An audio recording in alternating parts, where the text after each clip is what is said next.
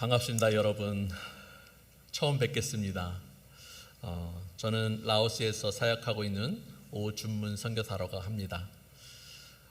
제 소개를 잠시 먼저 드리면은요, 2003년에 캄보디아 선교사로 파송되어서 캄보디아에서 대학생들 학사 사역을 하고, 또 아내는 간호사로 헤브론 선교병원에서 의료 사역을 하고, 또 장로교 신학교에서 교수 사역을 협력하고, 그렇게 하다가 하나님의 말씀의 인도하심에 따라서 두 번째 선교지인 라오스로 2014년도에 옮기게 되어서 지금 그곳에서 12년째 선교 사역을 하고 있습니다. 오늘 일정교회를 처음 방문했고, 또 저로서는 되게 감사한 시간입니다. 아침에 예배할 때도 말씀 가운데 더 하나님 앞에 온전히 서고자 하는 마음들, 이 시대 가운데 하나님이 기대하시는 일들을 잘 발견할 수 있도록 인도하셨고, 또 이 저녁 가운데 말씀을 전하는 것보다 그냥 찬양을 계속하면 더 좋겠다라는 마음이 제 안에 들 만큼 찬양의 은혜가 있는 귀한 시간이었습니다. 너무 감사하고요. 특별히 우리 일정교회 청년팀들이 2년 전에 저희 학교를 처음 방문해 주셨어요.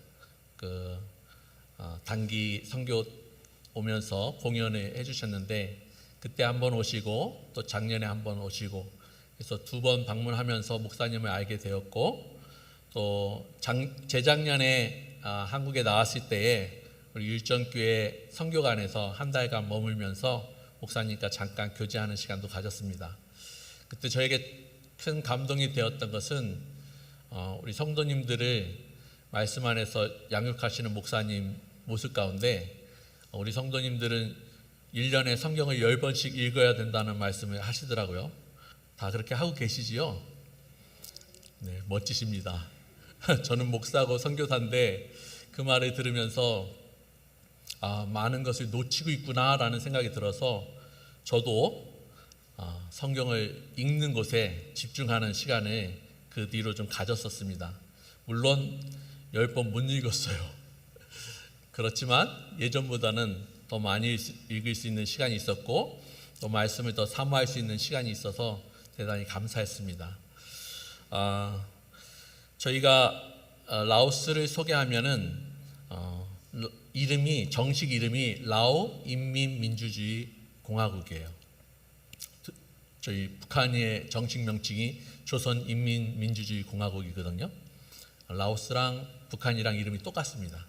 공산국가고요, 불교인 나라고, 그 땅에서 선교사들이 복음을 직접 현지인들에게 전하다가 발각이 되면은 추방돼야 되는 상황이고, 또 라오스 크리스찬들도 그것에서 복음을 현지인들한테, 믿지 않는 사람들에게 전하면 그것도 불법으로 핍박을 받고 감옥에 갇히게 됩니다.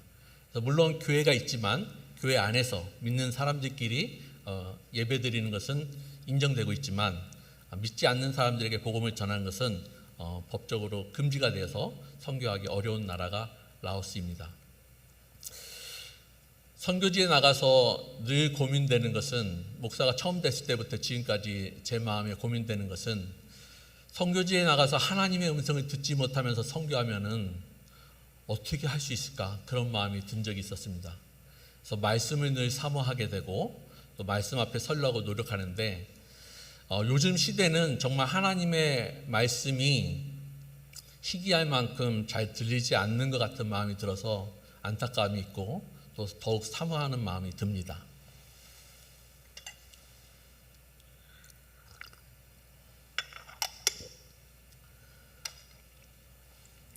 그러던 중에 이제 로마서를 읽으면서 이 말씀이 너무 귀하다는 생각이 들었습니다.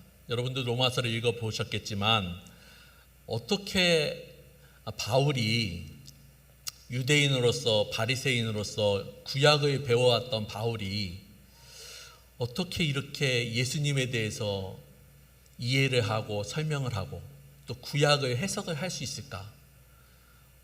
할례를 받아야만 구원을 얻고 율법을 지켜야만 구원을 얻는다고 생각했던 유대인이 어떻게 할례는 몸에 하는 것이 아니고 마음에 하는 것이고, 또 율법은 지키는 것이 아니고 죄를 깨닫게 하는 것이고 예수를 믿음으로만 의인이 될 수 있다는 것을 어떻게 알 수 있었을까?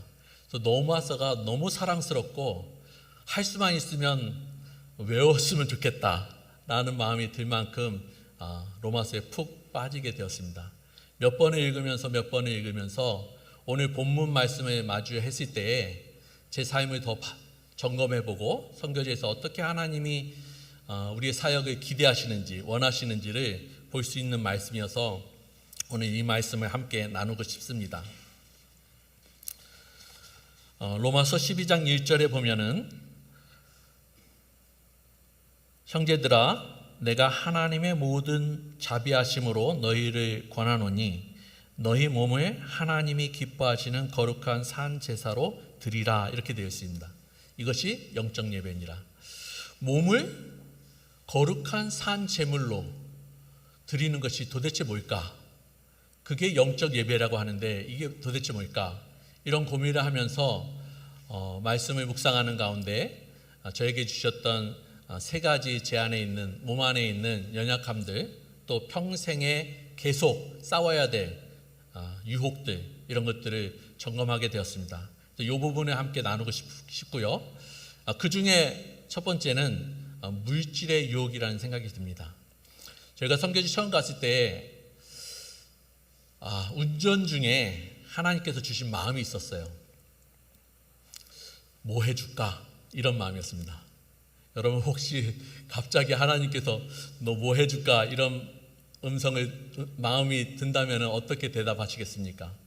저도 잠깐 긴장한 가운데서 마음속에 대답이 세 가지가 지나갔습니다. 하나는 후원이 풍성해서 물질에 걱정 없이 선교하면 좋을까 하는 마음이었어요.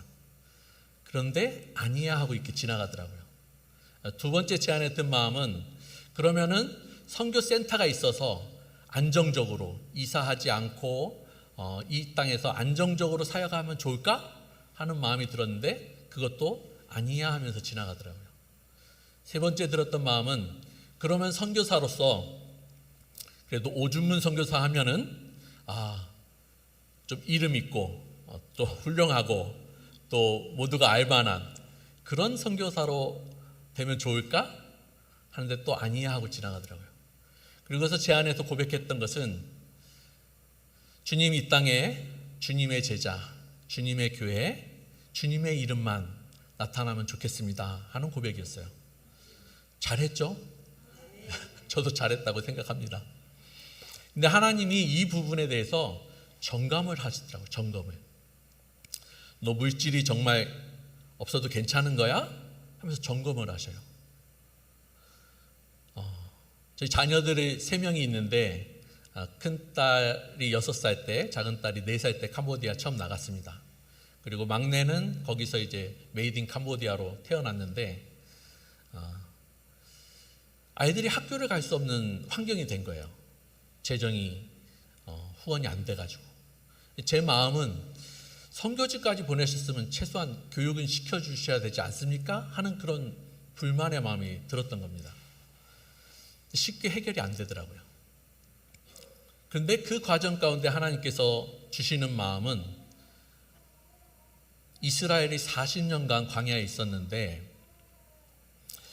먹을 것이 만나와 메추라기예요. 만나를 40년간 요리를 해보니까 쪄보기도 하고 볶아보기도 하고 또 튀겨보기도 하고 모든 메뉴를 다 개발해도 40년 먹으면 불평이 나오겠더라고요. 그러니까 이스라엘 사람이 불평하는 게 너무 와닿는 거예요. 저희는 일주일 계란만 먹어도 어떻게 계란만 먹습니까? 하는 마음이 드는 모습을 보면서 이 물질에 대한 부분에서 뭔가 점검이 필요하다는 생각이 들었습니다. 근데 하나님이 주시는 부분이 뭐냐면 내가 40년간 지냈는데 말씀하시는 게 다 먹였어, 입혔어, 신발도 신겼어, 안 달았잖아 이렇게 말씀하시는 거예요. 그러니까 우리의 기대와 하나님의 기준이 다르다는 부분들이 점검이 되었습니다. 우리는 이 정도는 있어야 그래도 사역도 하고 아이들 교육도 하고 일들을 할 텐데 하나님의 기준은 이 정도면 충분해 하고선 말씀하시는 거예요. 왜? 가나안 땅에 들어갔을 때 하나님이 복 주셔가지고 축복을 누릴 때 내 힘과 내 능력으로 한 것이 아니라 하나님이 복 주셔서 됐다라는 것을 인정하게끔 하시려고. 그러니까 우리가 상황이 좋아졌을 때 내가 노력해서가 아니라 누가 도와줘서가 아니라 하나님이 지키시고 보호하고 계시다는 것을 고백을 듣고 싶으셔가지고 하시는 일들이라는 것을 알게 됐습니다. 한 번으로 끝나지가 않더라고요. 라오스에 와서도 동일한 상황들이 생긴 거예요. 비자를 해야 되는데 이게 5가족을 하다 보니까 한 번에 비자할 수 있는 게 쉬운 금액이 아니었습니다. 통장에는 후원이 들어와야 되는데 그 금액이 안 채워지는 거예요. 그래서 생각난 게 형들한테 전화를 해야겠다. 그러니까 비자를 안 하면 이제 불법 체류자가 되니까. 당연히 형들은 교회 장로님이시고 또 우리의 어려운 부분을 들으면 당연히 해주실 걸 알고 있죠. 그래서 전화를 했어요. 해주셨어요. 근데 전화를 끊고 나가지고 제 안에 들었던 마음이 뭐냐면 왜 너 하나님을 부끄럽게 하냐 하는 마음이었어요. 아직도 신뢰하지 못하냐 그런 마음이었어요. 마태복음 6장 33절 4절에 보면은 무엇을 먹을까 입을까 마실까 이거는 이방인이 구하는 거고 너희에게 있어야 될 것을 하나님이 이미 아신다라고 말씀하셔요. 그게 믿어지지가 않았던 거죠. 하나님은 또 말씀으로 필요는 하나님이 다 채우신다. 네가 비자 필요한 거 하나님 모르시겠냐? 채우신다. 근데 너의 마음의 중심이 어떠하냐라는 것을 계속 점검하고 계신 것을 볼 수가 있었습니다. 하나님께서 우리에게 물질로 인해서 어려움이 있다면 하나님은 그 과정을 통해서 하나님이 공급하신다, 하나님이 축복하신다는 것을 분명하게 가리키고 싶으시다는 것을 알게 된 거죠. 또 하나는 최근에 이제 있었던 일인데 제 안에 이런 마음이 있을 거라고 생각을 못했습니다. 왜냐하면 이 땅에서 주님의 이름, 주님의 교회, 주님의 제자만 나타나기를 원한다고 했으니 저는 제 이름이 드러나기를 원하는 마음이 없을 거라고 생각을 했어요. 이 부분을 점검하시는 모습을 보게 됩니다. 제가 존경하는 우리 동기 목사님 중에 성서 유니온에서 말씀을 이제 편집도 하시고 매일 성경을 통해서 늘 말씀을 묵상하시는 목사님이 계셔요. 그럼 선교지에 처음 나갔을 때 한국 들어와서 만났을 때 그분이 선교사님 뭐가 필요하세요? 그러시더라고요. 그래서 그때 컴퓨터가 필요한데요 하니까 그날 당장 사주시는 거예요. 사주시면서 오늘 선교사님 만날 때 하나님께서 선교사님이 뭐가 필요한지 잘 듣고 그것을 채워드리라 했다는 거예요.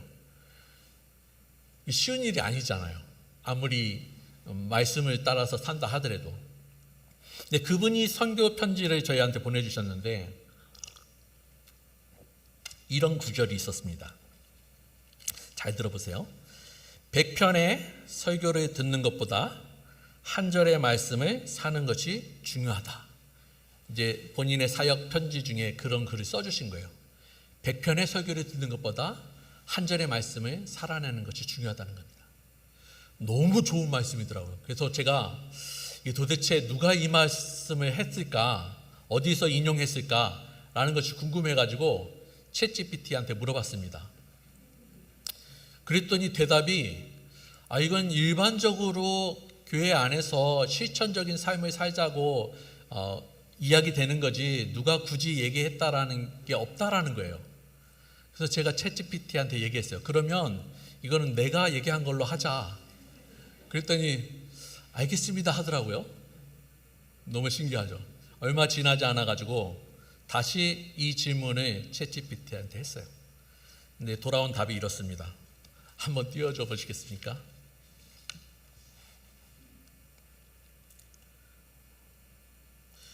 동일하게 질문을 했습니다. 자연부에서 다음 장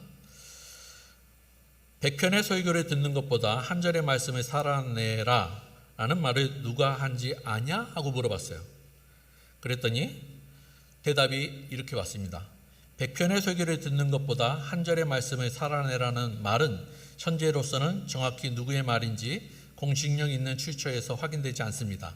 하지만 이 말은 한국 기독교계, 특히 선교나 실천 중심의 설교에서 자주 인용되는 표현입니다. 다음, 오준문 목사가 자신이 한 말이라고 밝힌 바 있으며 SNS나 간증문, 설교 등에서도 종종 무기명으로 회자되곤 합니다. 이렇게 나온 거예요. 이렇게 대답하기를 원했던 건 아닌데, 기대했던 건 아닌데, 제가 그냥 주장하고 있다라는 말로 이렇게 표현을 해주더라고요. 그때 좀 부끄럽기도 하고, 내 안에 내 이름이 드러나기를 바라는 마음이 있구나라는 것을 발견하게 됐어요. 말로는 하나님 앞에 고백하기를 내 이름 없어도 됩니다. 주님이 이름만 나타나면 됩니다. 라고 고백했는데 실제로는 내 안에 내 이름이 드러나기를 바라는 마음이 있다는 것이죠. 너무 부끄럽더라고요. 그리고 아직도 멀었구나라는 마음이 들었습니다. 하나님 점검하시는 거예요. 우리의 고백을 아무리 좋은 고백도 그게 진짜냐 아니냐라는 것을 점검하시는 거예요. 오늘 아침에 아브라함의 이야기를 목사님 나눠주셨는데 아브라함이 가나안 땅에 들어가서 25년을 지내는 동안에 하나님 계속 점검하시는 거예요. 말씀을 주시지만 이 말씀을 믿냐 안 믿냐 계속 점검하시는 거죠. 딴짓 하냐 안 하냐 여러 번 딴짓을 합니다. 말씀은 믿지만 그렇다고 고백하지만 실제 삶에서 환경이 안 되니까 다른 생각들을 하게 되는 거예요. 하나님은 그걸 계속 점검하시는 것이죠. 우리가 신앙에서 우리의 고백들이, 우리의 삶들이 하나님은 진실하기를 또 그게 실제이기를 계속 점검하시는 것을 보면서 저도 이 말씀 앞에 다시 한번 제 삶을 점검하는 시간이 되었습니다. 그리고 세 번째로 또 저희에게 있는 유혹은 이성에 대한 유혹이에요. 솔로몬도 넘어졌고 다윗도 넘어졌습니다. 나이가 들면은 아마 좀 문제가 해결될까? 이런 생각을 해봤는데 선교지에서 70이 되신 우리 신앙하시는 분들을 봐도 꼭 그렇지만은 않은 것 같아요. 이거는 남성분들은 평생에 가지고 가야 할 연약함이고 유혹이라는 생각이 들어서 이 부분도 하나님 앞에 더 온전하게 서기를 소망하는 마음이 있습니다. 어떤 분들은 그렇게 얘기합니다. 죽기 전에 회개하면 되지. 죄 계속 짓고 있다가 죽기 전에 회개하고 천국 가면 되지. 어느 장로님이 돌아가시기 전에 하고 싶은 게 뭐냐고 여쭤봤던데 내가 조금만 몸이 좋아지면 기도원 가서 회개하고 하늘 갈 준비를 했으면 좋겠어. 이런 말씀 하시더라고요. 근데 회개는 우리가 하고 싶을 때 하는 게 아니라 하나님이 깨닫게 하셨을 때 해야 되는 것이죠. 바로의 이야기를 보면 그런 이야기가 나옵니다. 10번의 재앙을 내리시면서 바로가 자기 마음을 완강하게 하는 게 5번이 나와요. 스스로 자기 마음을 완강하게 해서 3번이 나오고 또 자기가 완강하게 한 게 2번이 나옵니다. 그리고 그 이어서 나오는 게 하나님이 바로의 마음을 완강하게 하사 하고 5번이 나와요. 우리가 회개를 그때 하지 않는다면 미뤄서 할 수 있는 것이 아니라는 것이죠. 또 하나 어떤 분들이 이렇게 얘기합니다. 오늘 죄 졌으니까 오늘 회개하고 또 내일 연약하니까 또 똑같은 죄를 짓고 그리고 또 회개하고 또 죄 짓고 또 회개하고 아무리 죄를 져도 지금은 이게 좋으니까 이대로 살다가 또 회개하고 반복해도 괜찮지 않나. 하나님은 우리의 연약함을 아시니까. 성경을 보면 그렇지 않습니다. 우리의 오해죠. 다윗이 밧세바를 범한 후에 나단 선지자의 질책을 받고 회개했을 때 시편에 보면은 심상이 뜰 만큼 울었다고 해요. 그리고 성령을 내게서 거두지 마십시오 하고선 간절히 기도하면서 회개합니다. 그리고 그의 삶의 노년의 모습을 보면 열왕기상 1장에 나이 들어서 몸이 차가워지니 신하들이 미스 이스라엘을 뽑았어요. 그리고 잠자리를 함께하게 했어요. 그런데 다윗은 그의 수종은 들었지만 잠자리는 함께하지 않았다라고 나옵니다. 하나님 앞에 회개하는 모습은 결단하고 다시는 동일한 일들을 반복하지 않기를 결단하는 모습들이 필요한 것이죠. 몸을 거룩한 산 제물로 하나님 앞에 드리는 이 영적 예배는 우리의 이런 연약한 모습들이 하나님 앞에 드려지고 하나님이 기대하시는 거룩한 모습으로 서가는 것이라는 생각이 듭니다.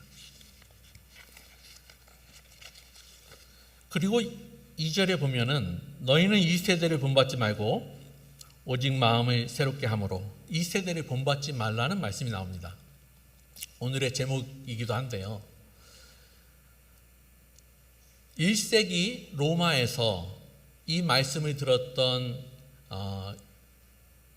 헬라 크리스찬이든 또는 유대인 크리스찬이든 이분들은 이 세대를 본받지 말라는 것을 어떻게 이해했을까라는 부분들을 생각해 보면서 찾아보니 그 당시의 사람들은, 세상 사람들은 황제를 숭배하고 쾌락주의와 성적 문란, 명예와 체면, 계급제도의 모습을 가지고 있었다고 합니다.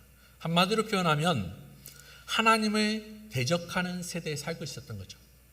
오늘날도 마찬가지예요. 하나님을 대적하는 모습으로 살아가는 것이 이 세대의 모습이에요. 교회 안에도 이런 부분들이 은연중에 많이 들어온 것을 볼 수 있습니다. 2012년도에 온 교회를 휩쓸었던 하나의 노래가 있었습니다. 이 노래는 오바마 대통령이 백악관에 이 가수를 초대해서 크리스찬 자선 콘서트에서도 이 노래가 불러지고 온 세계가 따라 했던 노래입니다. 강남스타일. 근데 이 노래의 가사를 보면은 이렇게 되어 있습니다. 여러분 혹시 눈여겨서 보셨는지 모르겠는데, 정숙해 보이지만 놀 때 노는 여자, 이때다 싶으면 묵었던 머리를 푸는 여자, 낮에는 따사로운 인간적인 여자, 커피 한 잔의 여유를 아는 품격 있는 여자, 밤이 오면 심장이 뜨거워지는 여자, 이런 여자가 멋있다는 것이죠. 이런 노래를 교회 안에서 부르면서, 교회도 마찬가지예요. 주일은 거룩한 성도, 평일은 세상과 아무런 차별 없는, 세상과 놀 줄 아는, 세상과 함께 놀 수 있는, 세상에 분리되지 않고 하나 되어서 어울려서 놀 수 있는 그런 크리스찬, 이런 크리스찬이 포용력 있고 융통성 있고 이해심 많은 크리스찬으로 보여지는 것이죠. 이런 시대를 살아가고 있는 것이 우리의 시대의 모습입니다. 그래도 우리는 청년 시대에 또 학생 시대에 수련회를 하고 부흥회를 참석하면서 성령을 구하고 성령을 체험하고 성령을 경험하고 또 하나님을 경험했던 세대라는 생각이 듭니다. 그러나 우리 자녀들, 우리 다음 세대들은 어떻게 하나님을 만날 수 있을까 라는 부분을 생각하면 염려가 되죠. 미국의 어느 조사지에서 청소년들의 세계관 형성에 미치는 영향에 대해서 조사한 것이 있습니다. 4가지 예문을 줬는데 여러분도 한번 생각해 보시기 바랍니다. 미디어, 가정, 학교, 교회, 어떤 것이 가장 많이 청소년의 세계관에 영향을 미치고 있는가라는 질문이에요. 네, 미디어가 가장 큰 영향력을 줍니다. 우리 청소년들이 7시간 내지 9시간에 미디어를 붙들고 있는 거예요. 그리고 가장 영향력을 못 미치는 게 교회예요. 교회에 나오는 청소년들이 일주일에 한 번, 1시간, 2시간 나와서 예배드리고 가지만 그들의 세계관에, 그들의 가치관에 아무런 영향력도 미치지 못하고 있다는 것이 이 조사의 결과입니다. 그래도 감사한 것은 가정이 2번째예요. 가정에서 아이들이 부모님과 만나는 시간은 길면 1시간, 짧으면 15분, 30분이에요. 하루에. 그런데도 그 시간에 아이들이 세계관과 가치관에 영향력을 받고 있다는 것이죠. 믿음의 가정에서. 왜? 가정은 신뢰하는 공간이니까, 신뢰하는 관계이니까. 저희는 학교 사역을 하고 있습니다. 이 세 번째가 학교인데 저희 학교는 좀 독특합니다. 한국은 유치원 따로, 초등학교 따로, 중학교 따로, 고등학교 따로 이렇게 학교가 바뀌면서 학생들이 진학을 하게 되는데 저희 학교는 2달 반 되면은 유치원 1학년에 들어와서 고등학교 3학년까지 계속 한 학교를 다닐 수가 있어요. 아침 7시 반부터 저녁 5시까지 학교에 있어요. 그 시간에는 이 핸드폰도 사용할 수 없습니다. 그리고 저희의 교재는 크리스찬 교재예요. 미국의 공교육에서 기독교 교육을 못하게 하면서 크리스찬 믿음의 가정들이 교재를 만들었어요. 우리는 이 교재로 하나님을 알 수 있는 교재로 우리 자녀들을 교육하겠다 해서 만들었는데 많이 있습니다. 여러 가지가. 저희가 사용하는 것은 SOT, School of Tomorrow라는 교재를 사용하고 있어요. 이 교재는 과학이 하나님이 세상을 창조하셨습니다로 시작을 해요. 첫째, 나 빛을 만드시고 하늘을 만드시고 성경의 가르침이 교재 안에 교과서 안에 그대로 다 있어요. 사회에서는 수련회 가고 또 캠프 가고 하는 이야기들이 나오고 또 내가 의사가 되는 것은, 내가 간호사가 되는 것은 내 안에 그러한 하나님의 성품과 재능들을 주셨기 때문에 한다라고 이렇게 가르치고 있습니다. 또 수학도 선교사님한테 물품을 보내야 되는데 몇 개를 모아서 해야 되면 몇 개가 모자르냐 뭐 이런 것들로 되어 있는 게 수학 교재예요. 다 기독교의 문화와 기독교의 가치관들이 담겨져 있고 교재 한 권을 끝내려면 성경을 외워야만 끝낼 수가 있어요. 또 우리 선생님들은 필리핀 선생님들이 대부분 이제 담임을 하시고 라오스 선생님들이 부담임으로 2 선생님이 한 반을 맡아주시는데 다 크리스찬이죠. 아침마다 예배가 있습니다. 물론 공식적으로는 조회 시간이에요. 아침 조회 시간에 8시부터 8시 반까지 찬양을 하고 기도를 하고 성경에 대한 선서를 하고 또 하나님의 성품을 배워요. 크리스마스 때나 또는 졸업식 때는 그 모든 순서가 예배예요. 어떻게 보면은 하나님께서 정말 좋은 기회를 우리 학교에다 주셨다라는 생각이 듭니다. 근데 최근에 저 안에 드는 마음은 뭐냐면 2살 반부터 18살까지 15년, 16년의 너희 학교에서 아이들이 자랐는데 그리고도 예수님을 믿지 못한다면 이거 누구 책임이냐 하는 마음이에요. 너무 두렵죠. 7시부터 5시까지 하루 종일 학교에서 있었는데 그럼에도 불구하고 예수님을 만나지 못한다면 이건 누구 책임이냐라는 부분입니다. 최근에 주신 마음이에요. 물론 학교에서 지금 8년간 사역하고 있지만 이런 마음을 가져본 적은 없었던 것 같습니다. 하나님께서 이제는 이 부분에 집중해서 정말 아이들 한 영혼들이 학교에 와서 영어만 배우는 것이 아니라 하나님을 만날 수 있는 시간들로 채워질 수 있기를 기대하고 계시고 또 그 일들에 집중하라는 말씀으로 이해하고 있습니다. 이 일을 잘 감당할 수 있도록 지혜와 또 하나님의 인도하심이 있기를 기도해 주시길 부탁드립니다. 저희 학교는 이런 장점도 있지만 사실은 되게 연약한 학교입니다. 왜냐하면 크리스찬 학교이기 때문에 이 정부에서 우리의 학교에 대해서 시비를 걸면은 언제든지 문 닫을 수 있는 학교예요. 정부에서 나와서 교육부에서 나와서 얘기하는 것은 너무 대놓고 예수 믿으라고 하면 안 된다. 그리고 학부모님들이 우리 학교에 대해서 신고하거나 불만이 생기지 않도록 해야 된다. 이런 얘기를 해줘요. 그래도 감사한 거죠. 왜냐하면 저희 학교가 그 땅에서 18년째 있으면서 그래도 하나님께서 함께 하셔서 그 지역에 도움을 주고 또 그곳에서 졸업한 친구들이 진학도 할 수 있고 이런 여러 가지 환경들을 보면서 그래도 라오스 안에서 교육부나 이웃이 또 인정해주는 그런 모습이 있어서 지금까지는 감사하게 잘 지내왔습니다. 그러나 역시 마찬가지로 언제든지 문 닫을 수 있는 연약함이 있어요. 우리 학부모님들이 그걸 알아요. 그래서 어떤 학부모님은 자기 자녀가 피해를 보면 학교에 와서 난리를 칩니다. 사무실에 들어와서 책상을 걷어차고 어떻게 선생님들이 뭘 하길래 우리 아이가 이렇게 맞았는데 이럴 수가 있냐, 왜 돌보지 않느냐 하면서 너희 학교 신고하겠다, 문 닫게 하겠다, 교육부에 내가 아는 친구가 있다, 이렇게 협박을 하죠. 그런데 감사한 것은 저희 마음에 두려움이나 염려보다는 이 학교가 그렇게 다사질 학교가 아닌데 하는 마음을 주시는 거예요. 여러분도 믿으십니까?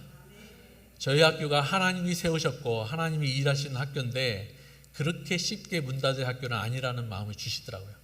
그래서 그런 부분에 대한 염려보다는 아버님의 환한 마음을 보고 또 달랠 수 있는 그런 관계들을 이루어갈 수 있게 해주셨습니다. 저희 학교 학생들은 1년에 한 차례 아시아 지역에 있는 학생들이 모여서 대회를 합니다.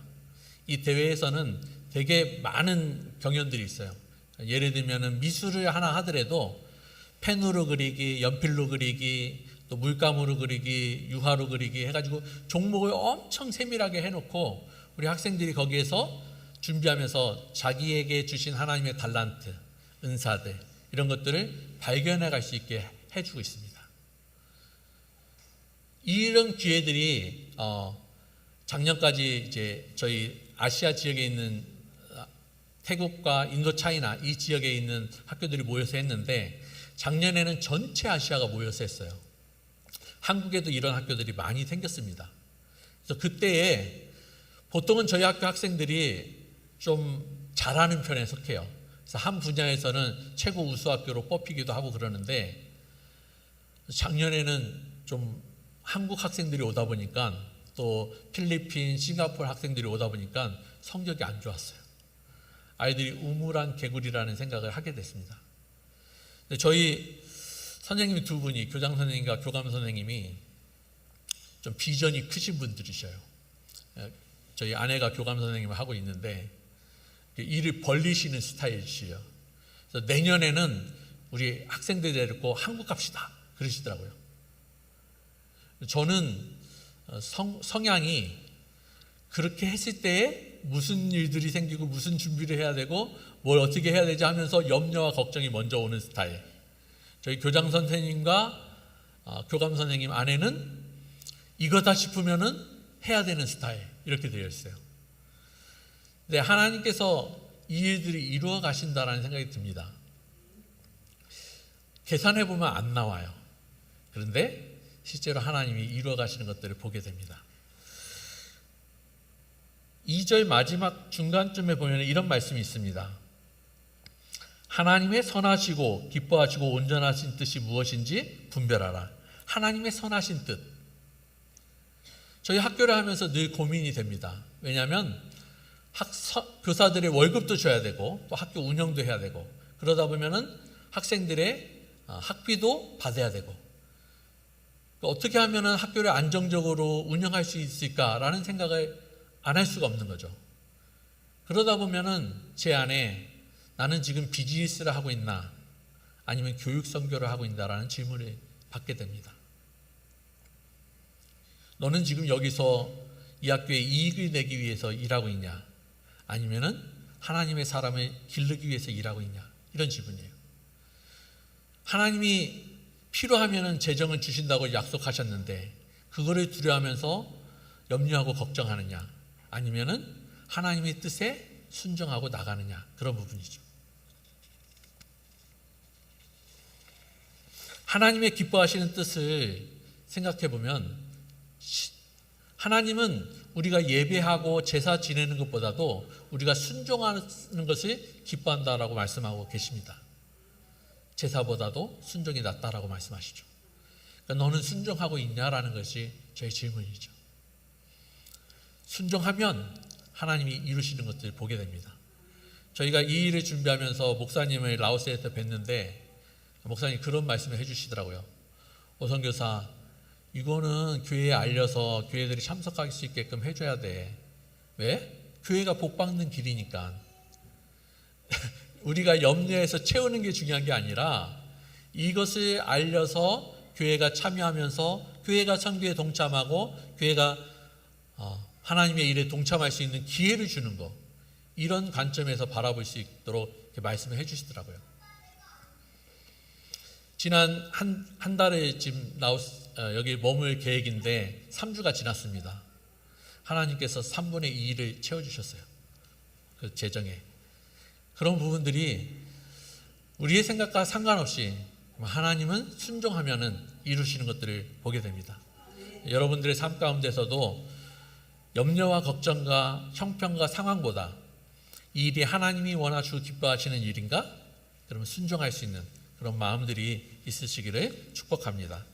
그리고 마지막으로 하나님의 온전하신 뜻이 무엇인지 분별하라고 하십니다. 마태복음에는 예수님께서 아버지께서 완전하신 것 같이 너희도 완전하라라고 얘기하셔요. 완전하다는 말은 흠이 없고 결함이 없고 그야말로 완전이죠, 완전. 근데 어떻게 우리가 완전할 수 있겠어요? 근데 예수님이 그렇게 말씀하셔요. 오늘 성경 말씀은 되게 감사한 말씀입니다. 온전하신 뜻이 무엇인지 분별하라고 말씀하셔요. 온전하다는 것은 완전한 것이 아니라 완전함을 이루어가는 과정의 모습이라는 생각이 듭니다. 우리가 지금은 연약함이 있지만 더 온전해지고 더 온전해지고 더 온전해지고 하나님이 기대하시는 하나님의 완전함 같은 완전함에 이르기 위해서 멈추지 않고 나아가는 그런 모습, 그런 온전함을 이루어가는 우리 삶이 되라고 말씀해 주시는 것이죠. 제가 선교지에서 이런 삶을 살기를 기다리고 있습니다. 저희 삶을 돌아보면은 저는 뭘 잘하는지 뭘 좋아하는지를 잘 몰랐어요. 왜 그런가 돌이켜보면 20살 때 예수님을 처음, 물론 어려서부터 예수님을 믿었지만 20살 때 내 안에 성령님이 계신 것을 깨닫고선 그때 저의 고백은 하나님, 성령님께서 나의 모든 삶을 계획하시고 내 삶을 이끄시고 저를 순종하며 따라가기를 원합니다. 그렇게 고백했는데 그 고백이 내가 뭘 좋아하는지 뭘 잘하는지에 대한 전혀 관심이 없었던 거예요. 그냥 하나님이 인도하시면 따라가면 되는 걸로, 충성되게 잘 감당하면 되는 걸로 그렇게만 생각을 했죠. 근데 우리 자녀들이 크는 모습을 보면서도 믿음 안에서 하나님 앞에 순종하는 모습도 중요하지만 그 일을 기쁘게 또 자기가 잘할 수 있는 걸로 하면은 더 좋겠다라는 마음이 드는 것을 보면서 저도 제 안에 그런 모습을 계속 찾고 있었습니다. 최근에 찾았어요. 나이 55세 돼서 나는 뭘 좋아하는지 뭘 잘하는지 남은 평생에 이 일에 내 삶을 올인해도 후회가 없겠다라는 부분이 학교 사역이에요. 교육 선교. 다음 세대를 하나님의 사람으로 세워갈 수만 있다면, 다음 세대에 하나님의 사람들이 일어날 수만 있다면, 전인적으로 학교 안에서 이 일들을 감당할 수만 있다면, 이런 마음을 주셔서 저는 좀 기대함이 더 커졌습니다. 이제 55세 되면은 자기 이름과 명예와 좀 뭔가 내려놓음과 이런 걸 생각할 것 같은데 저는 이제 시작인 것 같아요. 이제 앞으로 하나님이 어떻게 일하실지, 마치 아브라함을 훈련시키시고 훈련시키셔서 하나님의 일들을 감당할 수 있도록 세우신 것처럼 지금까지 오랜 시간 동안 훈련시키시고 훈련시키셔서 너의 고백이 진실한지 확인하시고 이제는 하나님께서 이 일에 마음을 쏟고 깨닫게 하셔서 이제는 이 일에 전념할 수 있는 기쁨으로, 감사함으로, 즐겁게, 행복하게 사역할 수 있는 그런 마음들을 주시고 계셔서 너무 감사합니다. 이 일들을 잘 감당할 수 있도록 기도해 주시기를 부탁드립니다.